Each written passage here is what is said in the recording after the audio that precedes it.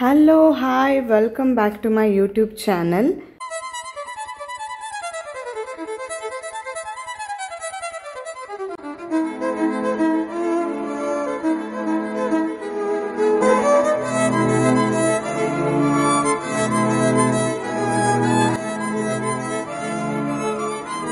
ಹೇಗಿದ್ದೀರಾ ಎಲ್ಲರೂ ಚೆನ್ನಾಗಿದ್ದೀರಾ ಅಂತ ಅನ್ಕೊಂಡಿದ್ದೀನಿ.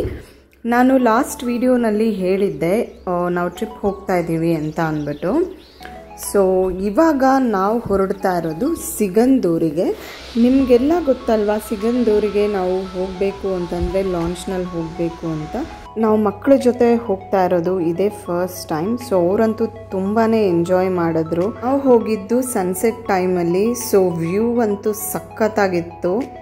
ಹಾಗೆ ಇಲ್ಲಿ ನೋಡಿದ್ರೆ ಬ್ರಿಡ್ಜ್ ಕೂಡ ಕನ್ಸ್ಟ್ರಕ್ಟ್ ಮಾಡ್ತಾ ಇದ್ದಾರೆ. ಪ್ರಾಬಬ್ಲಿ 1 or 2 years ಆಗ್ಬೋದು ಅದು ರೆಡಿ ಆಗೋದಕ್ಕೆ. ಅದಾದಮೇಲೆ ನಾವು ಬ್ರಿಡ್ಜ್ ಮೇಲೇ ಹೋಗ್ಬೋದು. ನನ್ನ ಮಕ್ಕಳಂತೂ ತುಂಬಾ ಚೆನ್ನಾಗಿ ಎಂಜಾಯ್ ಮಾಡಿದ್ರು. ಅವ್ರಿಗೆ ಈ ರೀತಿ ಬೋಟಲ್ಲಿ ಹೋಗೋದು, ನೀರಲ್ಲಿ ಆಡೋದಂದರೆ ತುಂಬ ಇಷ್ಟ.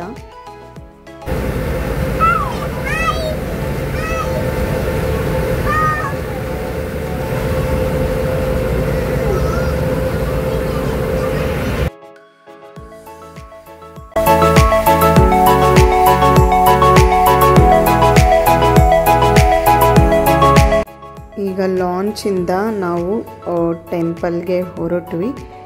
ಅಲ್ಲಿಂದ ಹೋಗೋಷ್ಟರಲ್ಲೇ ಈವ್ನಿಂಗ್ ಒಂದು 5:30-6 ಆಗೋಗ್ಬಿಟ್ಟಿತ್ತು. ಇನ್ನೇನು ಟೆಂಪಲ್ ಕ್ಲೋಸ್ ಮಾಡ್ತಾರೆ ಅಂತ ಹೇಳಿದ್ರು. ಬಟ್ ದೇವ್ರ ದಯೆಯಿಂದ ನಮಗೆ ದರ್ಶನ ಸಹ ಆಯಿತು. ನಾನು ಮಡ್ಲಕ್ಕಿ ಕೊಡಬೇಕಾಗಿತ್ತು. ಹಾಗಾಗಿ ನಾನು ಮಡ್ಲಕ್ಕಿ ಎಲ್ಲ ಕೊಟ್ಟು ದರ್ಶನ ಮುಗಿಸ್ಕೊಂಡು ಅಲ್ಲಿಂದ ಹೊರಟ್ವಿ. ಅದಾದಮೇಲೆ ಅಲ್ಲಿಂದ ನಾವು ಹೊರಟಿದ್ದು ಕೊಲ್ಲೂರು ಮೂಕಾಂಬಿಕಮ್ಮ ಟೆಂಪಲ್ಗೆ. ಯೂಶಲಿ ಸಿಗಂದೂರಿಗೆ ವಿಸಿಟ್ ಮಾಡಿದವರೆಲ್ಲರೂ ಮೂಕಾಂಬಿಕಾ ದರ್ಶನ ಮಾಡಿಕೊಂಡು ಹೋಗ್ತಾರೆ. ಸೊ ನಾವು ಕೂಡ ಸಿಗಂದೂರು ಮುಗಿಸ್ಕೊಂಡು ಕೊಲ್ಲೂರು ಮೂಕಾಂಬಿಕಮ್ಮ ದರ್ಶನ ಮುಗಿಸ್ಕೊಂಡು ಹೋದ್ವಿ. ದರ್ಶನಕ್ಕೆ ಅಂತ ಹೋದ್ವಿ. ನೋಡೋದಕ್ಕೆ ತುಂಬಾ ಜನ ಇದ್ದರು ಅಷ್ಟೊತ್ತಾದ್ರೂ ದೇವಸ್ಥಾನದಲ್ಲಿ. ಬಟ್ ದರ್ಶನಕ್ಕೇನು ನಮಗೆ ತೊಂದರೆ ಆಗಲಿಲ್ಲ. ಬೇಗನೆ ದರ್ಶನ ಆಯಿತು. ತುಂಬಾ ಚೆನ್ನಾಗಿತ್ತು. ತುಂಬ ಹತ್ತಿರ ನಿಂತ್ಕೊಂಡು ನಾವು ದೇವ್ರ ದರ್ಶನ ಮುಗಿಸ್ಕೊಂಡ್ವಿ. ಅದಾಗ್ತಿದ್ದಂಗೆ ಅಲ್ಲಿ ಒಂದು ಭರತನಾಟ್ಯಂ ಇವೆಂಟ್ ಕೂಡ ಅರೇಂಜ್ ಮಾಡಿದರು. ಸೊ ಅದನ್ನು ಒಂದು 5 to 10 minutes ನೋಡಿಕೊಂಡು ಅಲ್ಲಿಂದ ನಾವು ಹೊರಟ್ವಿ.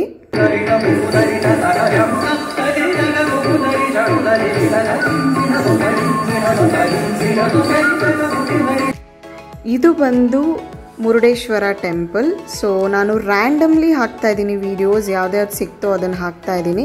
ಯಾಕೆ ಅಂದರೆ ನಾವು ಅವತ್ತಿನ ದಿನ ಮಂಗಳೂರಲ್ಲಿದ್ವಿ. ಸೊ ಮಂಗಳೂರು ವೀಡಿಯೋಸು ಡಿಲೀಟ್ ಆಗಿದೆ. ಅದನ್ನು ನಾನು ಪಾರ್ಟ್ 2ನಲ್ಲಿ ಮಕ್ಕಳು ಆಟಾಡಿರೋದಿದೆ. ಆ ಕ್ಲಿಪ್ಪಿಂಗ್ಸ್ನ ನಾನು ಪಾರ್ಟ್ 2 ವಿಡಿಯೋನಲ್ಲಿ ಹಾಕ್ತೀನಿ. ಇದು ಮುರುಡೇಶ್ವರ ಟೆಂಪಲ್ಲು. ಸೊ ಇದನ್ನು ನಾವು ಆ್ಯಕ್ಚುಲಿ 2 days ಆದಮೇಲೆ ನಾವು ಪ್ಲ್ಯಾನೇ ಇರಲಿಲ್ಲ. ಸೊ ಯಾರ್ದೋ ಮುಖಾಂತರದಿಂದ ನಾವು ಇಲ್ಲಿ ಹೋಗಬೇಕಾಗಿತ್ತು. ಅವ್ರು ಸಜೆಸ್ಟ್ ಮಾಡಿದ್ರು, ಹೋಗಿ ಇಲ್ಲಿ ಚೆನ್ನಾಗಿದೆ, ಸ್ಕೂಬಾ ಡೈವಿಂಗ್ ಎಲ್ಲ ಇದೆ, ಮಕ್ಕಳಿಗೆ ಆಟಾಡೋದಕ್ಕೆಲ್ಲ ಚೆನ್ನಾಗಿದೆ ಅಂತ. ಸೊ ಹಾಗಾಗಿ ನಾವು 3 ಪ್ಲೇಸಸ್ನ ಆ್ಯಡ್ ಮಾಡ್ಕೊಂಡ್ವಿ. ಅದರಲ್ಲಿ ಇದು ಒಂದು. ಇನ್ನು 2 ಪಾರ್ಟ್ 2ನಲ್ಲಿ ಬರುತ್ತೆ. ಅದು ಯಾವುದು ಅಂತ ಅಲ್ಲೇ ಹೇಳ್ತೀನಿ. ಈಗ ದೇವ್ರ ದರ್ಶನ ಎಲ್ಲ ಮುಗಿಸ್ಕೊಂಡು ಹೊರಗಡೆ ಬಂದು ನಾನು ಈ ವ್ಯೂನ ಮಾಡ್ತಾ ಇದ್ದೀನಿ. ಯಾಕೆ ಅಂದರೆ ದೇವ್ರದ್ದು ವಿಡಿಯೋ ಮಾಡ್ಕೊಳ್ಳೋದಕ್ಕೆ ಅವ್ರು ಬಿಡಲಿಲ್ಲ. ಹಾಗಾಗಿ ನಾನು ಮಾಡ್ಕೊಂಡಿಲ್ಲ. ಈಗ ನಾವು ದೇವಸ್ಥಾನದಲ್ಲೇ ಊಟ ಇತ್ತು ಮಧ್ಯಾಹ್ನ. ಸೊ ಅಲ್ಲಿ ನಾವು ಊಟ ಮುಗಿಸ್ಕೊಂಡ್ವಿ. ಅನ್ನ, ಸಾಂಬಾರ್, ರಸಮ್ ಏನೋ ಕೊಟ್ಟಿದ್ರು. ತುಂಬಾ ಚೆನ್ನಾಗಿತ್ತು. ನಮ್ಗೆ ಊಟ ಇದೆ ಅಂತ ಗೊತ್ತಿರಲಿಲ್ಲ. ಅಲ್ಲಿರೋರೇ ಹೇಳಿದ್ರು ಊಟ ಇದೆ ಹೋಗಿ ಅಂತ. ಇನ್ನು ದೇವ್ರ ಪ್ರಸಾದ ಅಲ್ವಾ, ಯಾರು ಬೇಡ ಅಂತಾರೆ. ಸೊ ಹಾಗಾಗಿ ನಾವು ಅದನ್ನು ಮುಗಿಸ್ಕೊಂಡು ಹೊರಟ್ವಿ. ಏನು ಬೇಕು ವಾಯು? ಕೊಡಿಸ್ತೀನಿ ನೋಡಿ.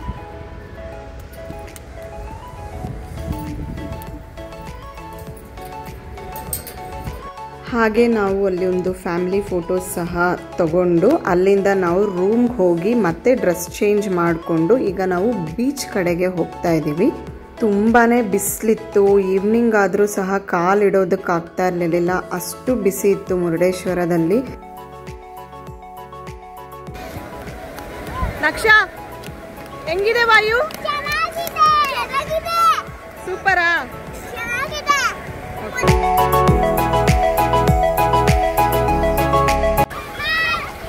ಹೆಂಗಿದೆ?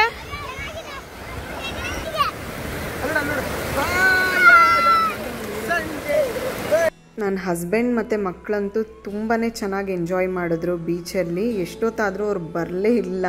ನನಗಂತೂ ಅವ್ರು ಕರೆಯೋದೇ ಬನ್ನಿ ಬನ್ನಿ ಅಂತ ಹೇಳೋದೇ ಆಗೋಯಿತು. ಹಾಗೆ ನಾವಲ್ಲಿ ಫೋಟೋ ಶೂಟ್ ಸಹ ಮಾಡಿಸಿದ್ವಿ. ಸಾಗರ್ ಅಂತ ಅವರು, ನೀವು ಕೂಡ ಅಲ್ಲಿ ಹೋದಾಗ ಇವ್ರ ಹತ್ರ ಮಾಡಿಸ್ಕೋಬೋದು. He is a professional photographer. So ನೀವು ನೋಡ್ತಾ ಇದ್ದೀರಾ ಅಲ್ಲ ನಮ್ಮ ಫೋಟೋಸ್ ಎಷ್ಟು ಚೆನ್ನಾಗಿ ಬಂದಿದೆ ಅಂತ. ಸೊ ನೀವು ಕೂಡ ಅಲ್ಲಿ ವಿಸಿಟ್ ಮಾಡಿದಾಗ ಇವ್ರಿಗೆ ಕಾಂಟ್ಯಾಕ್ಟ್ ಮಾಡಿ ನೀವು ಫೋಟೋಸ್ ತೊಗೊಬೋದು. ತುಂಬಾ ಚೆನ್ನಾಗಿ ಫೋಟೋಸ್ನ ಶೂಟ್ ಮಾಡಿಕೊಡ್ತಾರೆ. ಇದು ಮುರುಡೇಶ್ವರ ನೈಟ್ ವ್ಯೂ. ತುಂಬಾ ಚೆನ್ನಾಗಿತ್ತು ಈ ವ್ಯೂ. ಆ್ಯಕ್ಚುಲಿ ರಿಯಲಾಗಿ ನೋಡೋದಕ್ಕಂತೂ ತುಂಬಾ ಚೆನ್ನಾಗಿರುತ್ತೆ. ಯಾಕೆ ಅಂದರೆ ಟೆಂಪಲ್ ಲೈಟ್ಸ್ ಎಲ್ಲ ಇದೆ ಅಲ್ವಾ, ಸೊ ಅದು ಚೇಂಜ್ ಆಗ್ತಾನೇ ಇರುತ್ತೆ. ಒಂದೇ ಕಲರ್ ಅಂತೂ ಇರೋದಿಲ್ಲ, ಕಲರ್ ಚೇಂಜ್ ಆಗ್ತಾನೇ ಇರುತ್ತೆ. ಸೊ ನೋಡೋದಕ್ಕಂತೂ ನಮಗೆ ತುಂಬಾ ಖುಷಿ ಆಯಿತು. ಇವಾಗ ನೈಟ್ ಆಗಿದೆ. ಸೊ ನಾವು we are staying in Murudeshwar. So Murudeshwar ಅಲ್ಲಿ ಹಾಲ್ಟ್ ಆಗಿದ್ದೀವಿ. ಬೀಚ್ ಹತ್ರನೇ ಒಂದು ರೆಸಿಡೆನ್ಸಿನ ಬುಕ್ ಮಾಡ್ಕೊಂಡ್ವಿ ನೈಟ್ ಸ್ಟೇ ಆಗೋದಕ್ಕೆ. ನಾವು ಚೂಸ್ ಮಾಡಿರೋ ರೂಮ್ಸ್ ಬಂದು ಓಷನ್ ವೀವ್ ರೆಸಿಡೆನ್ಸಿ ಅಂತ. ನೋಡ್ಬೋದು ನೋಡಿ, ಇದು ಬೀಚ್ ನಿಯರೇ ಇದೆ. ಜಸ್ಟ್ 100 ಮೀಟರ್ಸ್ ಅಷ್ಟೇ ಇಲ್ಲಿಂದ ಬೀಚಿಗೆ.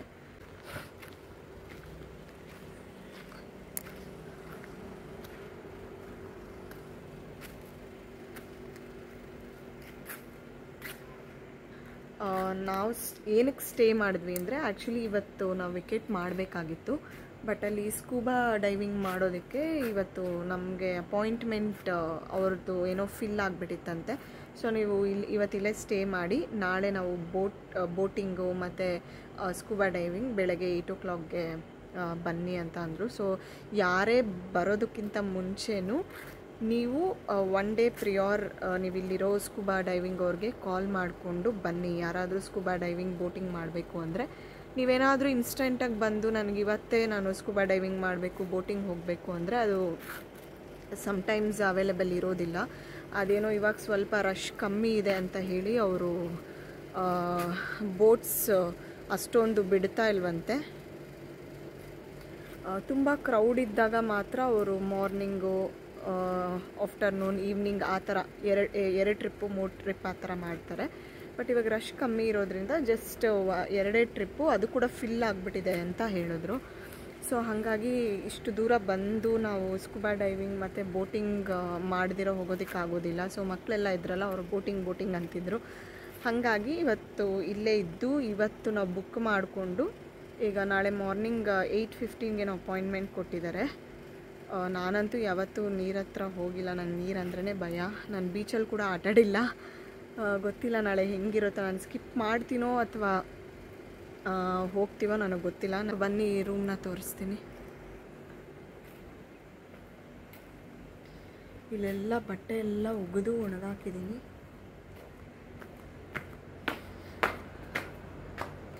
ಟ್ರಿಪ್ಪು ಬರೋದು ಸಾಕು, ಬಟ್ಟೆ ಎಲ್ಲ ಒಗೆದು ಒಣಗಾಕೋದು ಸಾಕು. ಇಲ್ಲಿ ನೋಡಿ ಎಷ್ಟು ಜೊತೆ ಬಟ್ಟೆ ಒಗೆದಿರೋದು ನಾನು. ಅಪ್ಪ,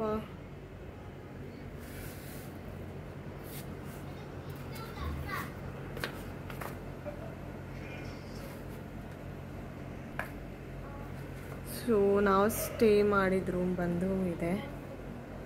ಇಲ್ಲೇ ಬೇಕಾದರೆ ನೀವೇನಾದರೂ ನೈಟ್ ಕುತ್ಕೊಂಡು ಚಿಟ್ ಚಾಟ್ ಮಾಡ್ಬೋದು. ಮಕ್ಕಳಿರೋರು ಕೂಡ ಮಕ್ಕಳನ್ನ ರೂಮಲ್ಲಿ ಡಂಪ್ ಮಾಡಿ ನೀವು ಬೇಕಾದರೆ ಇಲ್ಲಿ ಬಂದು ಆರಾಮಾಗಿ ಕುತ್ಕೊಂಡು ಮಾತಾಡ್ಕೊಂಡಿರ್ಬೋದು. ತುಂಬಾ ಚೆನ್ನಾಗಿದೆ. ಅದಾದಮೇಲೆ ಇದು ರೂಮು, AC, TV, ವೈಫೈ ಎಲ್ಲ ಇದೆ. ಹಾಗೆ ಕಾಟ್ ಕೂಡ ನೋಡಿ, ಡಬಲ್ ಕಾಟ್ ಇದೆ ಇಲ್ಲಿ. ಯಾರಾದರೂ 4 ಜನ ಬಂದರೆ ಆರಾಮಾಗಿ ಇಲ್ಲಿ ಮಲ್ಕೋಬೋದು. ತುಂಬಾ ಚೆನ್ನಾಗಿದೆ.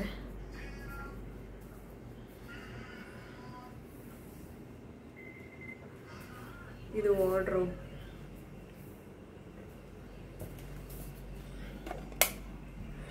ಇದು ವಾಶ್ರೂಮ್ ಅಂತೂ ತುಂಬಾ ಕ್ಲೀನಾಗಿದೆ. ಸೊ ನಾನು ಮೇನ್ ಫಸ್ಟ್ ಎಲ್ಲೋದ್ರೂ ವಾಶ್ರೂಮ್ ನೋಡ್ತೀನಿ. ನಲ್ಲಿ ಈ ರೂಮ್ ಅಂತೂ ತುಂಬಾ ಚೆನ್ನಾಗಿದೆ. ಅಂದರೆ ಕಂಜೆಸ್ಟ್ ಆಗಿಲ್ಲ. ಇನ್ನೊಂದು ಬೆಡ್ ಇರೋದ್ರಿಂದ, ಇನ್ನೊಂದು ಕಾಟ್ ಇರೋದ್ರಿಂದ ಸೊ ನಾವು 4 ಜನಕ್ಕೆ ಸಾಕಾಗುತ್ತೆ.